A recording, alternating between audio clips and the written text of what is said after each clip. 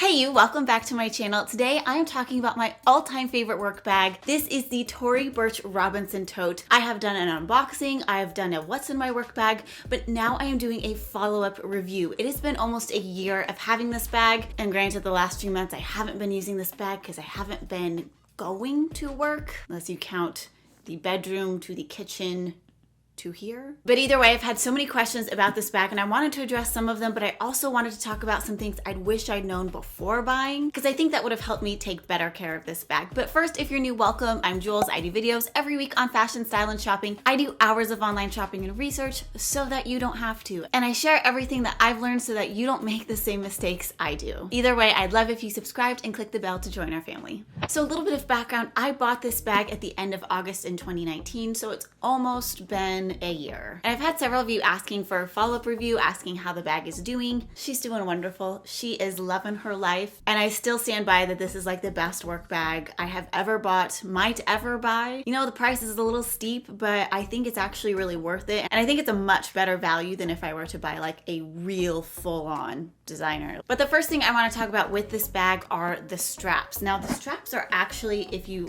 drop them, they're a little bit longer than the bag, and that kind of draws some issues when you set the bag down. Those straps tend to kind of squish. That can ultimately lead to some bending if you aren't careful. If like you keep your bag on the ground for an extended period of time, when you go to lift it up again, your straps might be a little bit wonky. Now in my experience, if I can just like hang it up for maybe a day, a lot of that wonkiness will go away. But it's just one of those like bag designs where it's like I appreciate that it's at a comfortable height. Like if the straps were any shorter, it would just kind of really be too far into my armpit. Honestly, I wouldn't change anything about it, but it's just something to keep in mind as you're storing it. Speaking of the design of the bag, this is the large, and it is large. So I bought this one because I wanted to be able to fit my 13-inch laptop. So my 13-inch MacBook fits very easily. I used to use a laptop case, but I actually don't anymore. But I honestly think this middle area is just perfect. It adds enough padding without adding too much bulk. But with it being so big, you can fit a lot of stuff in it. But when you fit a lot of stuff in a work bag that has a laptop and a planner and a wallet, you know, some pens and paper and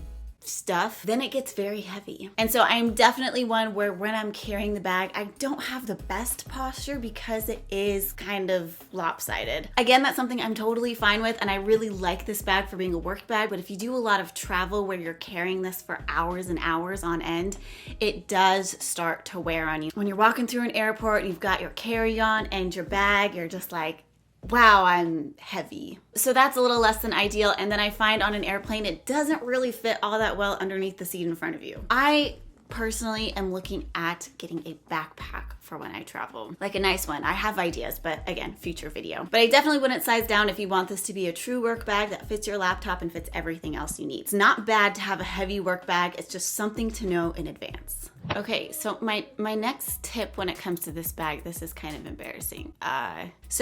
Because of how this bag is structured, the pockets and compartments are big, which I like. But if you have like a lot of little things like lip glosses or makeup or tampons or car keys, I like to have a big pouch where that all can fit in. And I've talked about it in other videos, but ever since quarantine, I've moved to like one small quarantine purse that was really inexpensive in case I had to throw it out. I don't remember where I put that pouch. It's not like there's a lot of places it could be either, and I don't know where it is. But anyway, that's what I would recommend. I've had some of you ask where I put my car keys with a bag like this, and honestly, you do just need a small pouch that you can just put all the little loose things in. Because the bag has an open top, if you just put them all in loose, there's a chance that if it does happen to fall over, that those little things could go just spilling out all over the place. And so I've had some questions on the wear of this bag, and you know, we talked about the straps, but other than that, you can see that, I'm assuming this is paint or dye, it has really held intact. This is really tough leather, and everything has stayed pretty much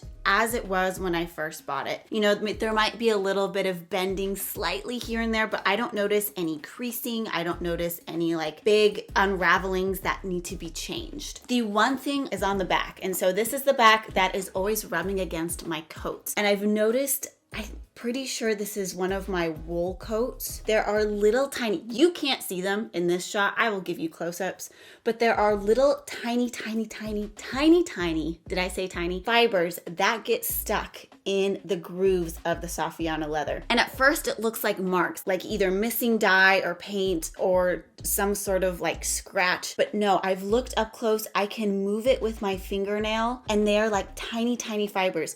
And so if I were to do this over again, I would have been looking out for that sooner so I could easily attack them one by one as I see them, but I didn't notice until there's like a lot of them. And so that would be like a big project. I will probably eventually do that at one point, but I just haven't gotten around to it. But they do come off. They're not the easiest thing to get off because they're really stuck in there, which honestly for me isn't a deal breaker, even though this is an expensive bag. If that's the only wear that I can see on it after all this time, then it is money very well spent. And I will say too, I have noticed this bag going on sale. A few of you have let me know too that the color of blue, I don't remember what it's called, has been going on a major discount. I think over $100 off, which is really significant for this bag. But I also have noticed, I didn't know you could buy it on Amazon. And if you wanted to go with maybe a third-party seller, you can get it for like $50 cheaper. But you're also running the risk, right? And so I don't know how I feel about that. I don't know if I would do that. But I will have the Amazon links down below as well if you want to check them out. They kind of change a lot, you know, it's Amazon. If you buy it from Amazon at a discounted rate, can you let me know in the comments how it turned out? I'm obsessed with this color. This is the cardamom, and I babied